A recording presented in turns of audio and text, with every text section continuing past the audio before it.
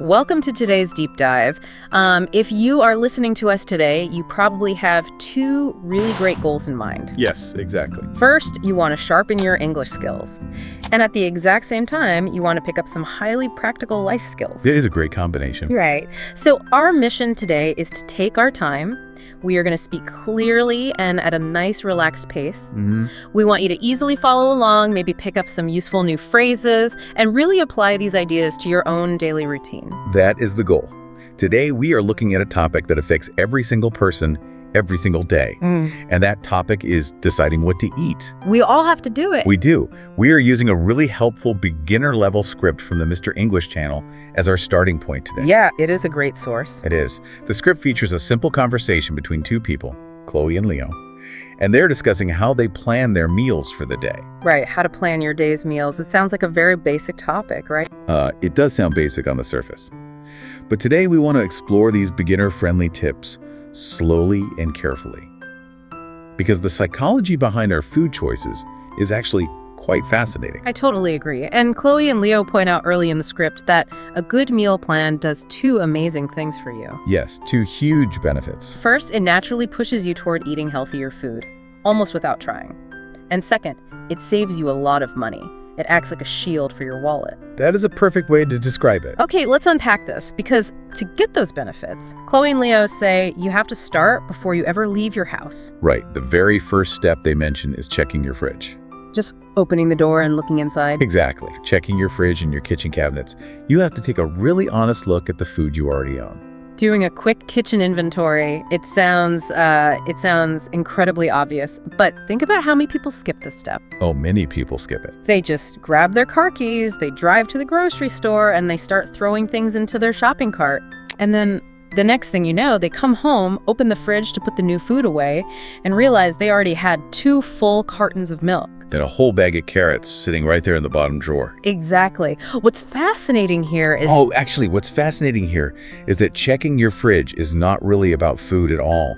It is an inventory of your money. Oh, I like that. An inventory of your money. Yes. Think about it this way. You would never go out and buy a brand new laptop without checking to see if you already had one sitting on your desk. No, of course not. That would be crazy. Right.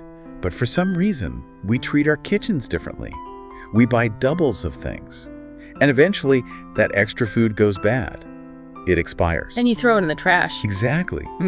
When you throw away expired food, you are literally taking your hard-earned cash and throwing it into the garbage bin. That is a painful way to look at it, but it is entirely accurate. It is. Doing a 2-minute check of your fridge stops you from wasting that cash.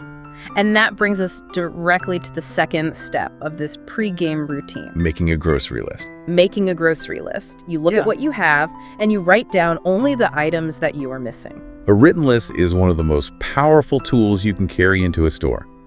Because supermarkets are not designed randomly. No, they are very strategic. Very. They are carefully designed by experts to make you want to spend money. The soft music, the nice smells from the bakery, the bright packages placed right at your eye level. It is all a trap. It is meant to distract you and trigger something called impulse buying. Let us define that for the listener. An impulse buy is when you buy something suddenly. Right. Without planning to. You buy it just because it looks good in that exact moment. And the grocery list is your main defense against that impulse. It acts like a map. If you follow your map, you do not get lost in the candy section. You only buy the healthy ingredients you wrote down on your paper. Precisely. You navigate the store with a clear mission. A list takes all the emotion out of shopping. You are not standing there asking yourself, does this box of cookies look delicious? Because the answer is always yes. Right. Instead, you simply ask, is this box of cookies on my list? If the answer is no, it is not going to your cart. So to you, the listener, I want you to think about your own habits for a second. It is a good time to reflect. Think about the last time you went to the store without checking your kitchen first, and without a written list in your hand. How did that turn out for you? Probably not great. Did you buy things you did not really need? Did you spend more money than you planned to? It is a very common trap. But simply making a quick list completely solves the problem. It really does. So once the shopping is done, we move into the actual day. The conversation between Chloe and Leo offers some brilliant, simple strategies for the morning. Yes, let us talk about breakfast. Their main rule for breakfast is to keep it incredibly simple. Very simple. They talk about just having basic oatmeal. Or even just a piece of toast. Yes. But there is a very specific trick that Leo mentions in the source script. He likes to eat fresh fruit with his breakfast, but he prepares that food the night before. The night before. That is the key. He washes the fruit, he cuts it up into pieces, and he leaves it sitting in a bowl in the fridge. When I first read that, I thought it sounded like such a tiny, unimportant detail. But the more you think about it, the more you realize it is a complete game changer for your morning routine. It absolutely is a game changer. Yeah. And the reason why is because it addresses how we actually feel when we wake up. Tired. Yes, tired.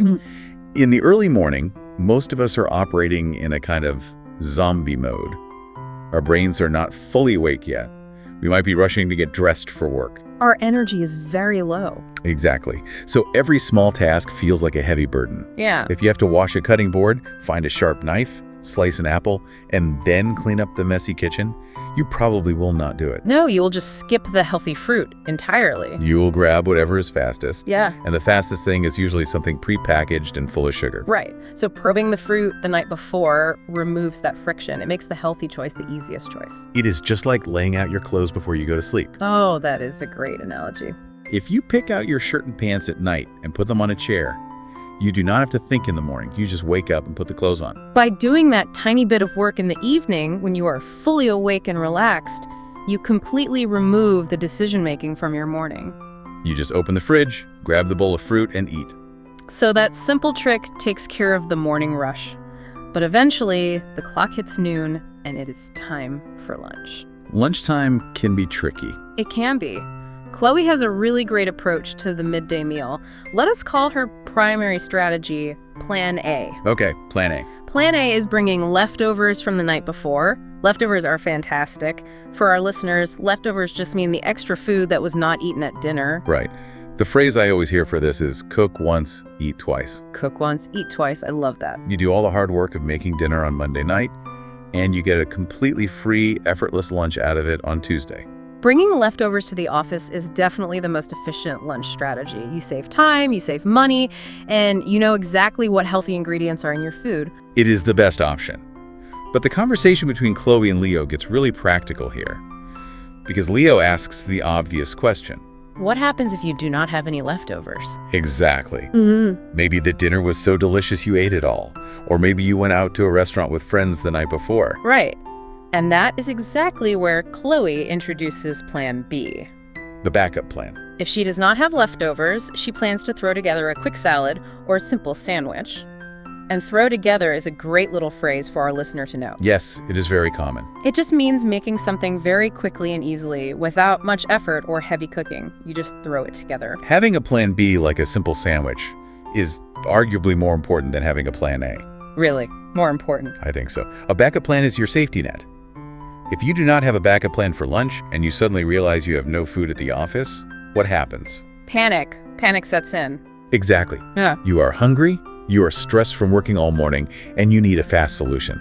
That is exactly when people walk out of the office building and buy expensive, unhealthy fast food. Because it is the path of least resistance. Yeah. It is the easiest thing to do in a panic. Exactly.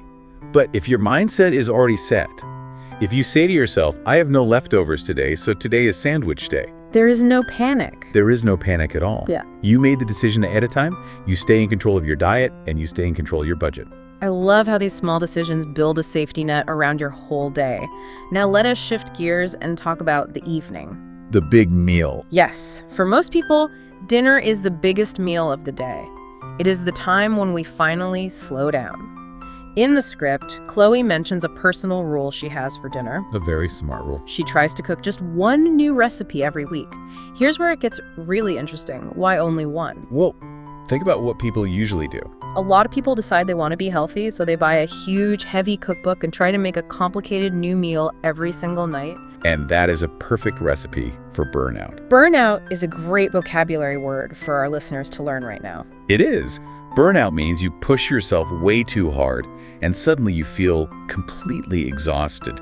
You lose all your energy and all your motivation. Trying to cook 7 new dishes in 1 week is completely overwhelming. You have to buy strange ingredients you have never used before. You have to read complicated, long instructions while you are already tired from a long day at work. And you make a huge mess in your kitchen. So by Wednesday, you are so frustrated that you just give up entirely and order a pizza. Yes, it happens all the time. Chloe's one recipe rule is about finding a sustainable balance. Trying one new thing a week keeps your dinners exciting, you learn a new skill, you taste new flavors, but it is totally manageable. And the other 6 nights of the week, you just cook the easy, familiar meals that you already know by heart. The things you can cook with your eyes closed. To make that one new recipe happen, Chloe buys all her specific ingredients over the weekend, usually on Sunday. Sunday is very important. Sunday actually plays a huge role in this entire strategy. Leo mentions in the script that he uses Sunday for meal prep. Meal prep. That is short for meal preparation. Right. And it just means cooking a large batch of food ahead of time. He talks about cooking a big pot of soup or a massive amount of rice on Sunday afternoon. If we connect this to the bigger picture, Sunday meal prep is really a strategy to fight against decision fatigue. Decision fatigue. Let us unpack that. Decision fatigue is a known psychological concept. It means that every time you make a choice during the day, your brain loses a tiny bit of energy. Even small choices. Even the smallest choices. Choosing what clothes to wear, deciding how to answer an email, figuring out how to solve a problem at work. Every single choice drains your battery. So by the time 6 o'clock rolls around on a Monday or Tuesday evening, your brain is completely exhausted. Exactly. And the idea of standing in the kitchen, looking in the fridge, and deciding how to cook a meal from scratch feels absolutely impossible. That is the exact moment when we make our worst food choices. We just want someone else to feed us. We want takeout. Right. But if you spent just 1 hour on Sunday cooking a giant pot of soup, you do not have to make any decisions on Monday night. You just walk into the kitchen, put a bowl of soup in the microwave, and press a button. You have successfully bypassed your own decision fatigue. You front-loaded the hard work. You did the work on the weekend when you actually had the energy. Yes, which protects your weeknight evenings and lets you truly relax after work. It is a brilliant system. You are using your weekend energy to buy yourself peace and quiet during the busy week. It works wonderfully. But we cannot forget about the spaces between our meals. What happens in the middle of the afternoon, say around 3 o'clock. Ah, yes.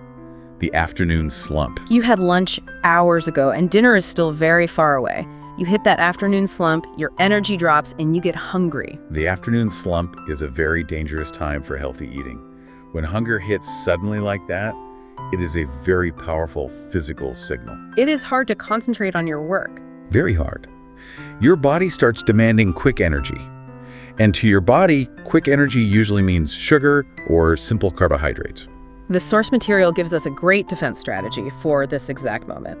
Leo says his solution is to always carry an apple or a small bag of nuts in his work bag. Always. Wherever he goes, his healthy snack goes with him. This raises an important question.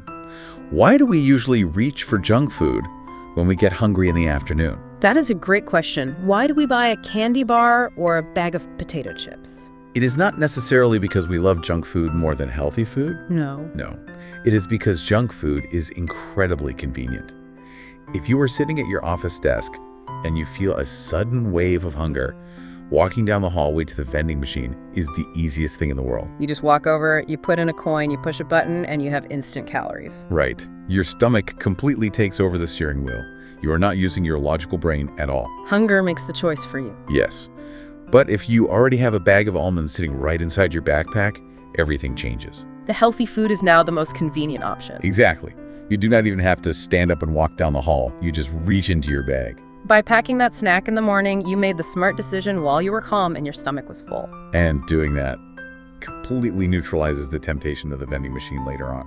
It is a perfect defense system. You are building an environment where the easiest choice is also the healthiest choice. That is the whole secret to meal planning. So, to you listening right now, let me ask you directly. Think about your normal day. What is your go-to snack? When that 3 o'clock hunger hits you, what could you keep in your bag to stop yourself from taking a trip to the vending machine? It is a great thing to plan out. Having a handful of almonds or a piece of fruit nearby can totally change how you feel by the end of your workday. You will have more focus and better energy. It is such a small habit to build, but it pays off immediately in how you feel. We have covered so much fantastic ground today. Let us zoom out and summarize this entire daily strategy. It really is a very practical roadmap. It is. First, you do an inventory of your kitchen to protect your wallet from buying things you already have. Second, you write a grocery list so you have a clear map at the store. You prepare your morning fruit the night before to beat the morning zombie mode. For lunch, you rely on the cook once, eat twice magic of leftovers. But you always keep a Plan B sandwich ready, just in case. For dinner, you use Sunday to batch cook a big soup or some rice so you do not suffer from decision fatigue on Tuesday evening. And finally, you keep a healthy snack in your bag as it defends against the vending machine. So what does this all mean? When you look at all these small steps together, it really comes down to one core philosophy. Meal planning is simply a way of being kind to your future self. I love that phrasing so much. Being kind to your future self. It is exactly what you are doing. When you take 10 short minutes on a Sunday to chop some vegetables or write a simple list, you are giving a gift. A gift to yourself. Yes, a gift to the version of you who will be tired and stressed on Wednesday evening. You are actively removing friction from your own life. It makes healthy living feel easy and automatic, rather than feeling like a constant, difficult struggle every single day. That is a wonderful, empowering way to frame it. It is not about strict rules at all. It is just about making your own life smoother. Before we sign off today, we want to leave you with one final thought. Something to consider on your own that builds on what we have discussed today. A little homework. We talked a lot about bringing a grocery list to the store to avoid impulse buying. But think about this. What time of day do you usually go grocery shopping? That is a brilliant detail for our listener to evaluate. Because if you go to the supermarket right after work when you are totally exhausted and your stomach is completely empty, you are walking into a trap. A huge trap. Even with the best grocery list in the world, trying to ignore the smells of the bakery section when you are starving requires an impossible amount of willpower. Hunger changes how your brain sees food. It really does. So consider your timing. Maybe try going shopping on a Saturday morning right after you just eat a huge filling breakfast. Notice how much easier it is to walk past the cookies when you are already full. Setting yourself up for success starts before you even leave the driveway. Exactly. Thank you so much for joining us for this deep dive. We hope you picked up some excellent new vocabulary today. And we hope these strategies help make your week a little bit easier and a lot more delicious. If you want to practice your English right now, take a piece of paper and try writing out your own simple meal plan for tomorrow. Have a fantastic day, and we will catch you next time.